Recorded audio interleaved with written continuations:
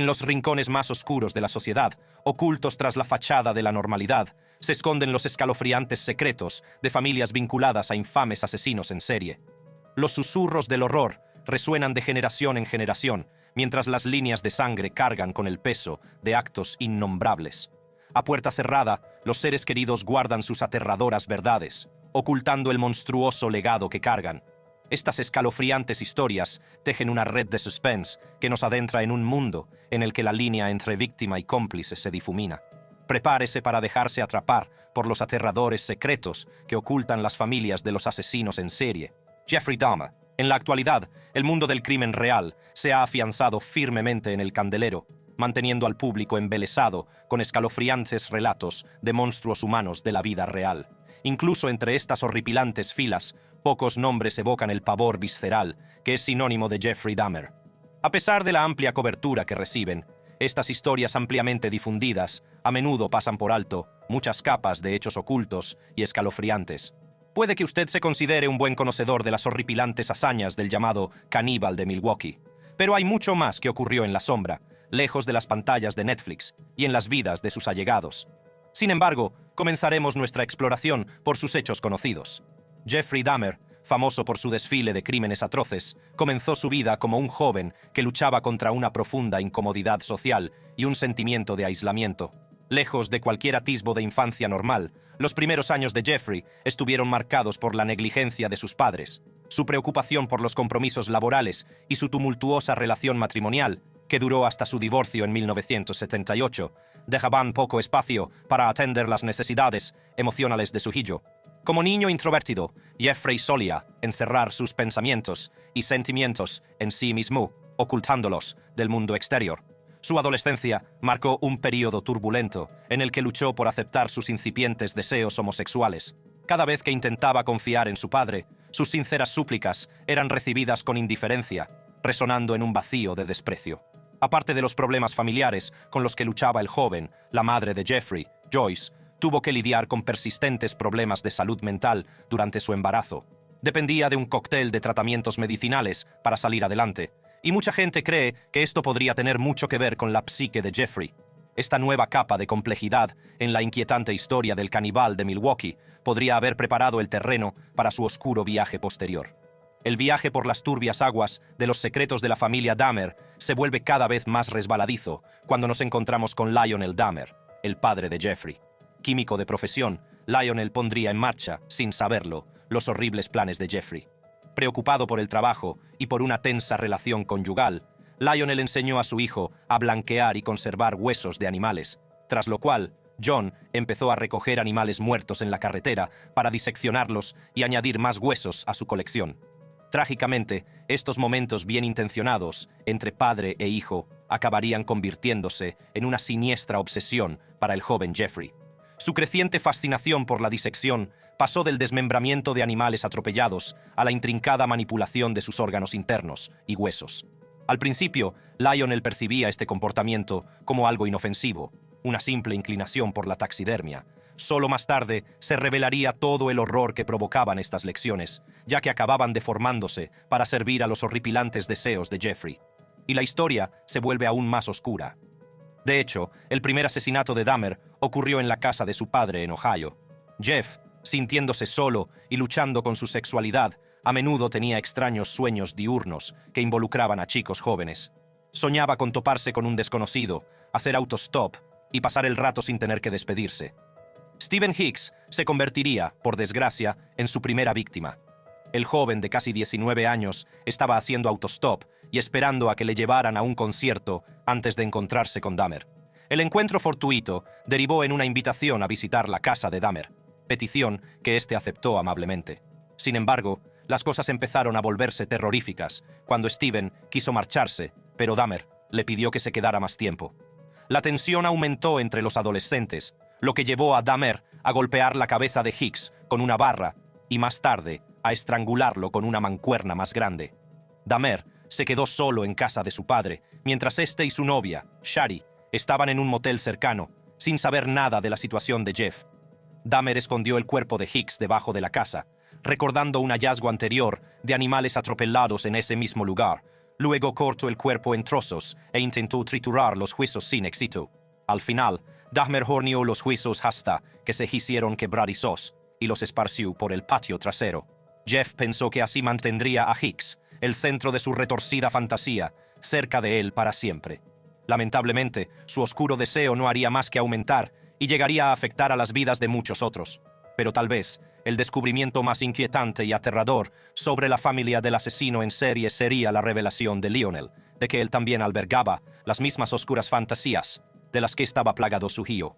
Tras los monstruosos actos de Jeffrey y su posterior condena, Lionel escribió su autobiografía, Historia de un padre, en la que desvelaba los secretos de su lucha contra pensamientos y sueños violentos inquietantemente similares a los que atormentaban a su infame hijo. La razón de estas visiones retorcidas podría desafiar una explicación suficiente, pero Lionel optó por canalizar estos oscuros impulsos hacia otra cosa, forjándose una profesión de éxito mientras su hijo caía y caía por el oscuro agujero. A raíz de las notorias actividades de su hermano, David Dahmer, hermano de Jeffrey, optó por desaparecer por completo de la escena pública.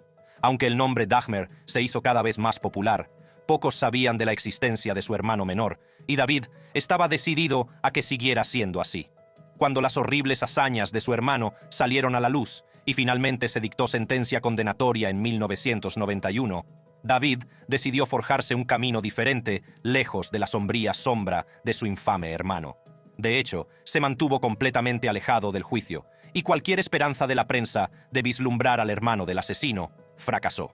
Para reforzar su firme postura de romper los lazos con su pasado, rompió por completo los vínculos con su infame hermano y también con el público, cambiando por completo su nombre y su identidad. Y desde entonces ha construido una vida totalmente alejada del legado de Dahmer. Los informes sugieren que David consiguió graduarse en la Universidad de Cincinnati, Ohio, y se embarcó en una carrera de éxito. Además, formó su propia familia, decidido a ser la antítesis de su hermano. Ted Bundy. Ted Bundy, el infame asesino en serie, tuvo un misterioso comienzo en la vida. Nacido el 24 de noviembre de 1946 en el hogar Elizabeth Lund, para madres solteras de Burlington, Vermont, la identidad de su padre biológico sigue siendo desconocida. Aunque en su partida de nacimiento figura un tal Lloyd Marshall como su padre, otra copia deja el espacio vacío, dejando la verdad en el misterio. La madre de Ted, Eleanor Louise Cowell, también conocida como Louise, afirmó haber sido abandonada por un veterano de guerra llamado Jack Worthington, lo que añade intriga a su historia de origen. El joven creció creyendo que sus abuelos eran sus padres y su madre su hermana, pero con el paso del tiempo comenzarían los interrogantes sobre quién era la verdadera identidad de su padre. Tras graduarse en el instituto en 1965, Bundy se embarcó en su viaje universitario. Asistió a la Universidad de Puget Sound durante un año antes de trasladarse a la Universidad de Washington, donde inesperadamente decidió estudiar chino. En 1968, Bundy recibió una beca para estudiar chino en la Universidad de Stanford y continuaría la búsqueda de su padre biológico. Al parecer, visitó la oficina de registros de nacimientos de Burlington en busca de confirmación de su paternidad. Mientras seguía buscando respuestas, la vida de Bundy se cruzó con la de Elizabeth Klopfer, también conocida como Meg Anders, Beth Archer o Liz Kendall, una madre soltera de Utah. Su tumultuosa relación persistió incluso después del encarcelamiento de Bundy en 1976, y él se convirtió en una figura paterna para la hija de Klopfer, Molly, aunque inquietantes revelaciones de abusos empañaron su dinámica familiar. Anne Rule, conocida de Bundy, ofrece algunos datos sobre su educación en su libro The Stranger Beside Me. Cuenta que trabajó con Bundy en una línea de ayuda en situaciones de crisis cuando él estaba en la universidad. Durante sus interacciones, Bundy reveló que creció creyendo que Louise era su hermana y que sus abuelos eran sus padres. «Soy ilegítimo», confesó Bundy a Rule. «Cuando nací, mi madre no podía admitir que yo era su bebé. Nací en un hogar para madres solteras, y cuando me llevó a casa, ella y mis abuelos decidieron presentarme como su hermano, con ellos, como mis padres. Así que crecí creyendo que ella era mi hermana y que yo era un bebé tardío, nacido de mis abuelos». A pesar de la fachada que la familia se esforzaba por mantener, Rule reveló que Bundy sabía que Louise era su verdadera madre. Al parecer, dedujo la diferencia de edad entre un hermano y una hermana y reconoció los cuidados que Louise le proporcionaba. Bundy simplemente creció sabiendo la verdad, por enrevesada que fuera. Nacer fuera del matrimonio, en la década de 1940, se consideraba escandaloso, por lo que era fácil entender por qué la familia mantenía el hermetismo sobre la verdadera identidad del padre biológico del asesino en serie. A la inquietante naturaleza de la historia familiar de Bundy se añade el inquietante rumor de que su abuelo biológico, a quien inicialmente se le hizo creer que era su padre, podría haber sido su padre biológico. Rule sugiere que Bundy pudo haber sido producto de un incesto, engendrado por el padre de temperamento violento de Louise. Escalofriante, por decirlo menos. Al parecer, el propio Ted preguntó a un familiar quién era su padre biológico, a lo que éste respondió que era mejor que no conociera la verdadera identidad de su progenitor. Estas especulaciones, sin embargo, no habían sido respaldadas por pruebas, sobre todo después de que la psiquiatra doctora Dorothy Otno Lewis confirmara que no era así tras hacer analizar una muestra del ADN de Bundy. Sea quien sea el padre biológico de Bundy, no desempeñó ningún papel en la vida de Bundy y Louise. Sin embargo, el impacto de los antecedentes familiares de Bundy es evidente, como se revela en sus conversaciones con Rule, en el centro de Crisis. La falta de conocimiento sobre su padre biológico parecía dejarle obsesionado con sentirse ilegítimo. Este arraigado sentimiento de rechazo puede haber desempeñado un papel importante en su profundo odio y sus actos violentos hacia las mujeres. Al fin y al cabo, las dos mujeres que conoció desde pequeño le habían mentido, lo que alimentó su necesidad de buscar sus raíces y descubrir su verdadera identidad. Una cosa sigue estando clara. La búsqueda de las raíces de Bundy y la verdad sobre su linaje paterno podrían ser la clave para comprender las complejas capas que dieron forma a su inquietante trayectoria. Y su enmarañado pasado desempeñó un papel importante en la configuración de la oscuridad que le consumía. Desgraciadamente, a pesar de las numerosas teorías, el linaje paterno de Bundy sigue siendo incierto, y la familia del asesino en serie consiguió mantenerlo así durante años. Sin embargo, este aspecto de su vida desempeña solo un papel menor en comparación con sus espantosos actos criminales que conmocionaron a Estados Unidos. Aparte del misterio que rodea la verdadera identidad del padre de Ted Bundy, su vida estuvo marcada por su abuelo, con quien vivió durante sus primeros años.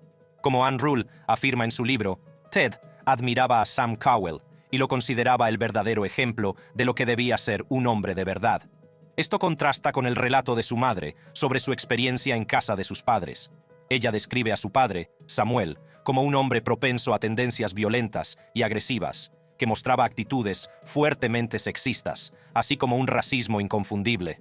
Para Bundy, sin embargo, Samuel era alguien a quien admirar y venerar, una figura masculina ejemplar y un líder respetado en su hogar. También mantenía una estrecha relación con su abuelo y reveló lo mucho que se identificaba con el anciano y admiraba sus rasgos.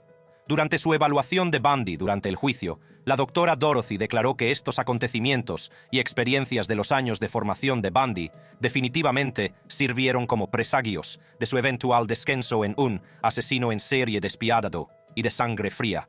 A pesar de los distintos relatos sobre su infancia, es evidente que estos tumultuosos primeros años influyeron significativamente en la formación del hombre en que Ted Bundy acabaría convirtiéndose. Estas circunstancias dejan la pregunta: ¿en qué se habría convertido Ted Bundy si hubiera tenido una infancia normal y llena de amor? ¿Hasta qué punto su problemática infancia moldeó su vida? Estas preguntas nunca tendrán una respuesta definitiva porque alguien decidió guardar los secretos demasiado bien. Mary Bell. Los asesinos en serie proceden de diversas etnias, clases y razas, pero cuando se acusa de asesinato a un niño, siempre se produce una conmoción y un horror abrumadores. Siempre hay un grito ahogado colectivo de conmoción y horror. Esta fue precisamente la reacción cuando Mary Bell, de apenas 10 años, fue identificada como asesina. Mary vino al mundo el 26 de mayo de 1957 en el arenoso barrio de Scottswood, situado dentro de la vibrante ciudad de Newcastle upon Tyne. Sin embargo, fue en 1968, a la tierna edad de 10 años, cuando se embarcó en un escalofriante viaje que grabaría para siempre su nombre en los anales de la infamia. Las primeras víctimas de Mary Bell fueron 2 inocentes niños en edad preescolar, cuyas vidas se extinguieron abruptamente. Su método, un plan retorcido y calculado, informaba con engaños a sus jóvenes, víctimas de sus supuestos dolores de garganta, prometiéndoles alivio mediante un suave masaje. Sin embargo, en lugar de consuelo, se encontraban con un destino inimaginable, el apretón de sus manos que les ahogaba la vida sin piedad. En aquella época, la justicia actuaba con rapidez, y en diciembre de 1968, cuando Mary Bell tenía solo 11 años, compareció ante el formidable tribunal de Newcastle. Aunque sus actos se atribuyeron a una responsabilidad disminuida, fue condenada por homicidio involuntario por ambos asesinatos. Sin embargo, en un peculiar giro de los acontecimientos, su presunta cómplice, Norma Joyce Bell, de 13 años, que no era pariente suya a pesar de compartir apellido, salió indemne, dejando al mundo perplejo ante el enigma de la atormentada psique de Mary Bell. Y así, a una edad en la que la mayoría de los niños aún están descubriendo las maravillas del mundo, Mary Bell ya había grabado su nombre en la historia, como la asesina más joven de Gran Bretaña. Pero hay un hecho menos conocido sobre Mary Bell, la espiral de una niña hacia la oscuridad provocada por años de abandono y abusos a manos de sus familiares.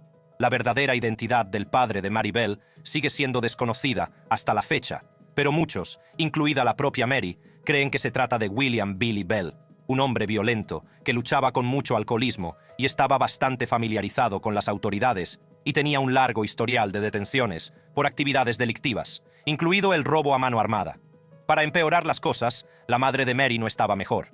Isa McCricket, tía de Mary, recordaba que, tras su nacimiento, su madre rechazó todos los intentos del personal del hospital de poner a su hija en brazos gritando: «¡Quítenme a esa cosa de encima!». A su madre no solo le molestaba todo contacto corporal con su hija, sino que también la maltrataba físicamente. Ya de bebé, Mary sufría lesiones inexplicables cada vez que se quedaba a solas con su madre. Al principio, estas lesiones se consideraban heridas domésticas propias de los niños, pero con el tiempo se hizo cada vez más evidente que ocurría algo siniestro. O bien su madre, Betty, descuidaba deliberadamente a Mary, o bien intentaba intencionadamente dañar o matar a su hija. En una ocasión, Betty dejó caer a su hija desde la ventana de un primer piso, lo que podría considerarse accidental. En otra ocasión, le dio somníferos. Con el paso del tiempo, se hizo evidente que la vida de Mary corría peligro mientras vivía con su madre. Sorprendentemente, a pesar de la creciente negligencia y maltrato a Mary, Betty rechazó y luchó contra las ofertas de su familia para quitarse a Mary de encima. De hecho, después de vender a Mary a una mujer mentalmente inestable, su hermana mayor, Catherine, viajó a Newcastle para recuperar a Mary, pero la devolvería a su madre. Quizá la negativa de Betty a ceder la custodia de Mary se debía a su nueva línea de negocio. Era dominatrix y con frecuencia permitía y animaba a varios de sus clientes a abusar sexualmente de la joven. Así que, tanto si Mary era buena para el negocio, como si temía que la niña hablara con alguien de los abusos físicos y sexuales, una cosa era segura: Betty se aferró a la custodia de Mary y los abusos continuaron, un retorcido descenso a la oscuridad que dañó aún más la frágil alma de Mary. La vida familiar y escolar de Mary estaba plagada de cambios de humor impredecibles, enuresis crónica y arrebatos violentos. Se enzarzaba en peleas e intentaba estrangular o asfixiar a sus compañeros de clase y de juego. En una escalofriante ocasión, incluso intentó taponar la tráquea de una niña con arena. Sus tendencias violentas la convirtieron en una marginada, haciendo que otros niños retrocedieran asustados. La única compañera constante en su turbulento mundo era Norma Joyce Bell, una vecina de 13 años. De hecho, en 1968, los compañeros de clase de Mary ya se habían acostumbrado a los cambios repentinos en su comportamiento. Intuían que se avecinaba una tormenta cuando mostraba gestos angustiosos. Sacudía la cabeza y dirigía una mirada gélida a su víctima. Desgraciadamente, nadie prestó demasiada atención a la problemática niña, y Mary se salió con la suya en muchos comportamientos violentos hacia otros niños antes de su asesinato definitivo. El 11 de mayo de 1968, un niño de 3 años denunció que había sido empujado desde un tejado al suelo por Mary y su amiga Norma.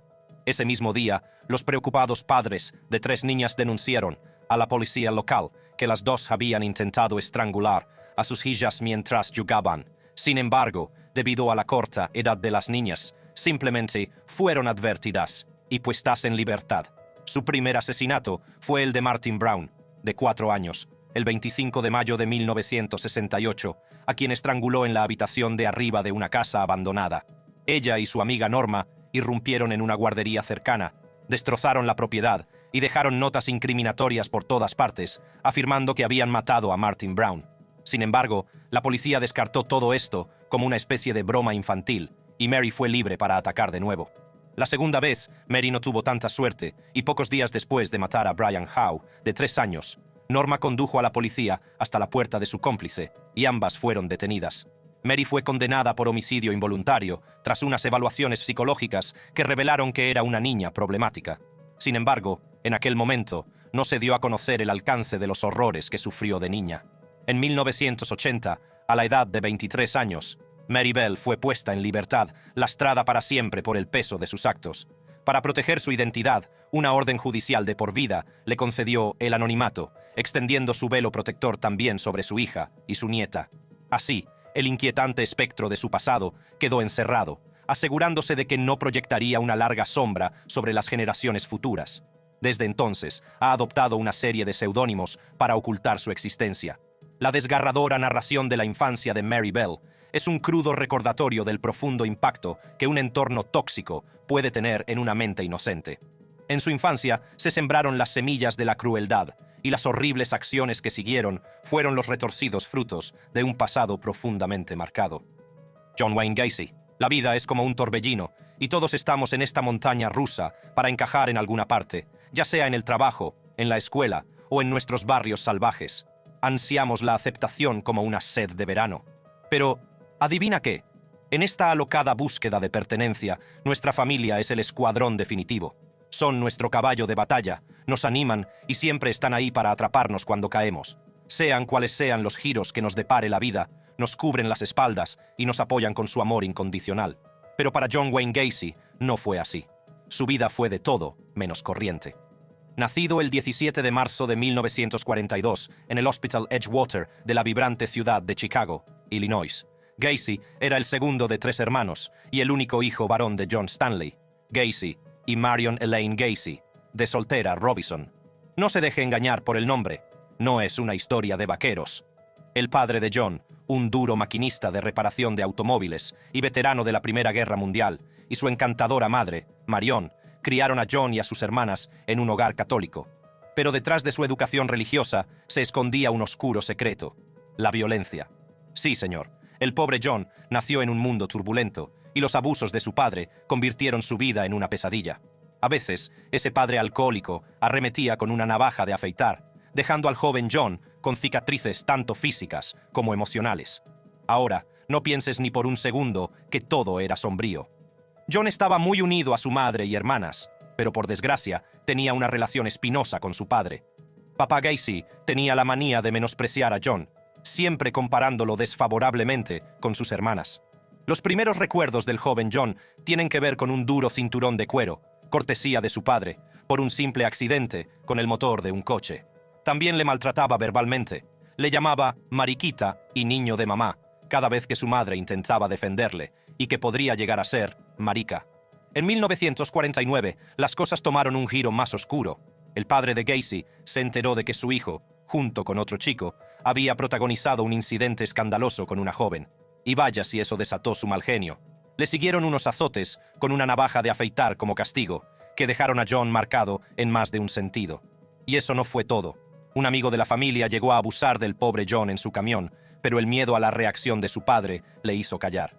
Por si crecer en un hogar de maltratadores no fuera suficiente, John también tenía problemas de salud. Un niño con sobrepeso y poco atlético tuvo que mantenerse alejado de los deportes debido a una afección cardíaca. Los desmayos y las visitas al hospital complicaron aún más su infancia, y su padre, siempre escéptico, dudaba de la legitimidad de los problemas médicos de John. A pesar de todas estas pruebas y tribulaciones, John Wayne Gacy tenía fuego en su interior. En 1960, a la madura edad de 18 años, se lanzó de cabeza a la política, trabajando para un candidato del Partido Demócrata. Pero su molesto padre no pudo resistirse a las críticas, apodándole chivo expiatorio. Parecía que no se podía complacer a ese hombre. El padre de John incluso jugó malas pasadas con su querido coche, manteniendo el título a su nombre hasta que estuvo totalmente pagado. Eso sí que era control. Pero John ya estaba harto, así que un día se largó a Las Vegas con la esperanza de empezar de nuevo. Pero no todo era brillo y glamour en la ciudad del pecado, y pronto regresó a Chicago. De vuelta a la ciudad de los vientos, Gacy se matriculó en el Northwestern Business College, a pesar de no haberse graduado en el instituto. Se graduó en 1963 y consiguió un trabajo en la Non-Bush Shoe Company. El hombre estaba subiendo peldaños. Pero las cosas dieron un giro dramático cuando se unió a los Jaycees y descubrió otra faceta de sí mismo, una que implicaba una experiencia homosexual. Todo ello mientras cortejaba a su futura esposa, Marlene. El amor floreció y se casaron, tuvieron un hijo y una hija. Gacy dirigió algunos restaurantes KFC gracias al padre de Marlene. Los altibajos de la vida. Estos años fueron los que él calificó de perfectos. También creía firmemente que su dominante padre le aceptaría ahora, pero no fue así. John sentía que nunca estaba a la altura de las expectativas de papá, dijo Karen, su hermana, en su entrevista con Oprah en 2020. Por desgracia, las cosas dieron un giro oscuro cuando Gacy fue acusado de agresión sexual a un chico de 15 años, Donald Voorhees. Chotter, hijo de Donald E. Voorhees, político local y compañero de Jay-Z, y fue condenado a 10 años de prisión. Marlene solicitó el divorcio, y los hijos de John, Michael y Christine se quedaron sin su padre. No sabían que, mientras se los desaparecían de la escena pública, el nombre de John Wayne Gacy quedaría grabado para siempre en la infamia. Este hombre aparentemente corriente llevaba una doble vida. De día era contratista y de noche un siniestro asesino. Entre 1972 y 1978, Gacy se cobró la vida de 33 jóvenes, atrayéndolos a su casa con falsos pretextos. Era todo un artista, se disfrazaba de payaso, de ahí el infame apodo de payaso asesino. Dentro de su casa estilo rancho, se desarrollaron horrores inimaginables. Las víctimas de Gacy encontraron su trágico destino en sus manos, sus cuerpos enterrados bajo el mismo suelo que él pisaba. Pero la justicia acabó atrapando al payaso asesino y fue condenado por sus monstruosos actos. El 13 de marzo de 1980, John Wayne Gacy fue condenado a muerte, marcando uno de los capítulos más oscuros de la historia jurídica de Estados Unidos. Y el 10 de mayo de 1994, su historia llegó a su escalofriante conclusión con una inyección letal en el Centro Correccional de Stateville. ¿Alguna vez te has preguntado cómo podría haber sido la vida de John si su padre no hubiera sido una auténtica pesadilla? En serio, su historia es como un circo, con una fachada apasionante que oculta el más oscuro de los secretos. Ed Kemper, Edmund Emil Kemper III, nacido en la soleada Burbank, California, el 18 de diciembre de 1948. No deje que el nombre le engañe. Este tipo tiene una historia que dista mucho de ser aburrida. Era el mediano de un trío de hermanos, pero el único hijo varón, y la relación de sus padres era más volátil que una prueba nuclear. Hablando de eso, su padre, Edmund Jr., era un veterano de la Segunda Guerra Mundial que se convirtió en electricista, pero parece que su trabajo no impresionó a su fogosa esposa, Clarnell. Ella tenía bastante habilidad para hacer la vida de su marido insoportable, y él llegó a compararla con enfrentarse a misiones suicidas en tiempos de guerra. Caramba, el joven Kemper tampoco era un niño corriente. De bebé pesaba la friolera de 5 kilos, y a los 4 años ya sobresalía por encima de sus compañeros. Pero su inusual tamaño no era lo único que destacaba, también tenía un lado oscuro. Torturar insectos y ser cruel con los animales eran solo el principio de este pequeño alborotador.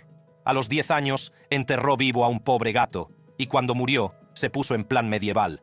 Lo decapitó y le clavó la cabeza en un pincho. Si eso no es escalofriante, no sé lo que es. Pero espera, hay más.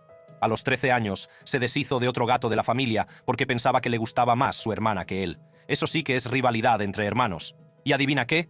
Guardaba trozos del gato en su armario como si fuera un trofeo espeluznante. La imaginación de este niño era ciertamente retorcida. Incluso realizaba ritos espeluznantes con las muñecas de su hermana, que terminaban con sus pobres cabezas y manos extirpadas. A medida que crecía, sus fantasías morbosas y su mente retorcida no desaparecieron.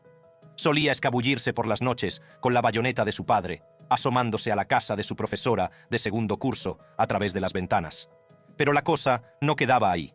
Tenía un gusto bastante peculiar por los juegos y jugaba con su hermana pequeña a cosas como cámara de gas y silla eléctrica, en las que ella le ataba y simulaba ejecutarle. En mi opinión, era un juego muy macabro.